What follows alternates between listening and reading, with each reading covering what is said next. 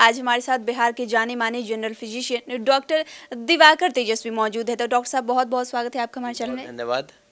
आज हम आपसे खास तौर पर डेंगू के बारे में बात करने वाले हैं, क्योंकि आजकल पटना में डेंगू के मरीज बहुत ज़्यादा मिल रहे हैं और पटना समेत पूरे बिहार के कई ऐसे ज़िले हैं जहां पे डेंगू के मरीज लगातार बढ़ते जा रहे हैं। तो सबसे पहले हम डेंगू के बारे में ही बात करते हैं कि डेंगू वो एक्चुअली क्या है।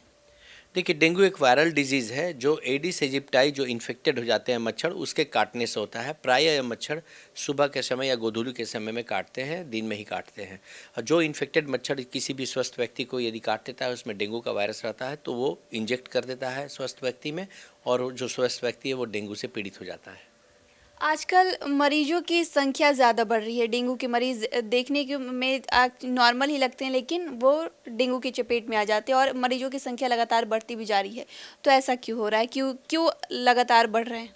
देखिए, ये मौसम जो होता है सितंबर अक्टूबर, ये एडिस एजिप्टाई के मल्टीप्लिकेशन के लिए अप्रोप्रिएट मौसम होता है। और विशेषकर जब आर्द्रता 60-70% रहती है, ह्यूमिडिटी, और साथ ही साथ जो मैक्सिमम टेम्परेचर है वो 35 के आसपास रहता है, मिनिमम 24-25 के आसपास है। इसमें डेंगू के मच्छर जो होते हैं तेज़ी से पनपते हैं। और विशेषकर अभी पटना के अंदर में जो नमामि गंगे प्रोजेक्ट और डिफरेंट प्रोजेक्ट्स हुई थी नगर निगम की, जिसमें जगह जगह गड्ढे खोदे गए थे और कहीं कहीं पर वो अभी भी पानी उसमें है।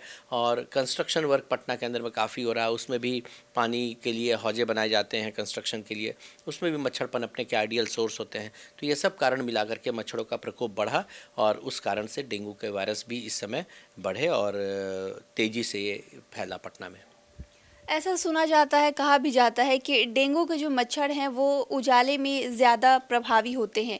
तो क्या अगर लाइट रात में भी अगर रोशनी हो रही है तो रात में भी काट सकते हैं या फिर सिर्फ दिन में ही काटते हैं?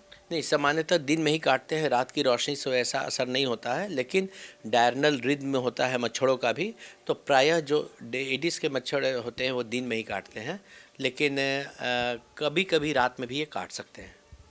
तो इसके अलावा अगर बात करें कि डेंगू के मरीज में ऐसे क्या लक्षण दिखाई देते हैं, क्या लक्षण कैसे समझे कि ये सामान्य वायरल हो रहा है या फिर डेंगू की चपेट में कोई मरीज आया हुआ है?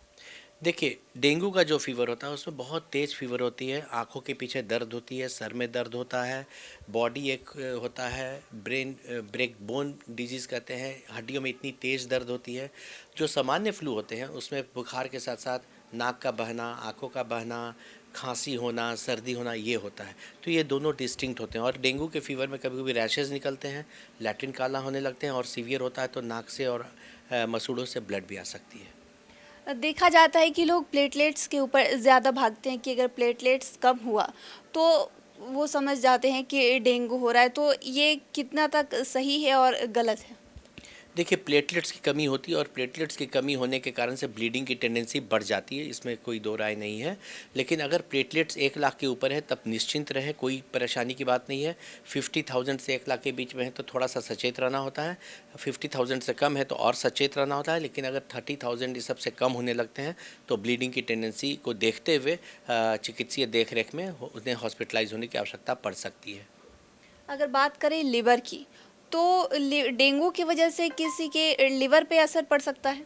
जी, डेंगू वायरस डायरेक्टली भी लीवर को इफ़ेक्ट करता है। और साथ ही साथ क्या होता है कि खान पान में जो परेशानियां होती है, जो बहुत लोग परेशान होकर के अपने मन से पपीता का पत्ता ज़्यादा मात्रा में, गिलोय का पत्ता ज़्यादा मात्रा में, या कुछ अन्य जो अपने से उपाय करने लगते हैं, उससे भी लीवर पर जोर आता है और लीवर में सूजन आने की संभावनाएं बढ़ जाती हैं।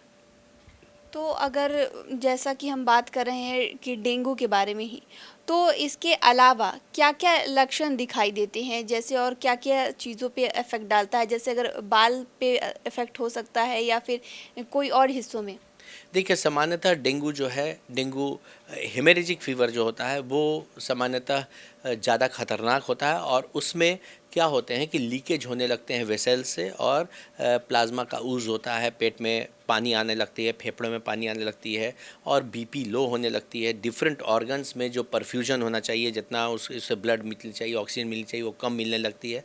और इस कारण से फिर आगे चल कर के मल्टी ऑर्गन्स को इफेक्ट करता है और फेलियर होता है, फिर डेथ भी हो सकती है। तो शुक्रिया डॉक्टर साहब, जो आपने हमारे साथ जानकारी साझा की उसके लिए बहुत-बहुत शुक्रिया। बहुत धन्यवाद। तो आप डॉक्टर दिवाकर तेजस्वी को सुन रहे थे, जिन्होंने इतनी सारी जानकारी हमारे साथ डेंगू के बारे में साझा की है। इन्होंने किस तरीके से बताया कि डेंगू अगर होता है तो क्या क्या लक्षण दिखाई देते हैं। तो फिलहाल के इतना ही। चैनल को सब्सक्राइब करें, फेसबुक पेज को लाइक करें। वीडियो देखने के लिए आपका शुक्रिया।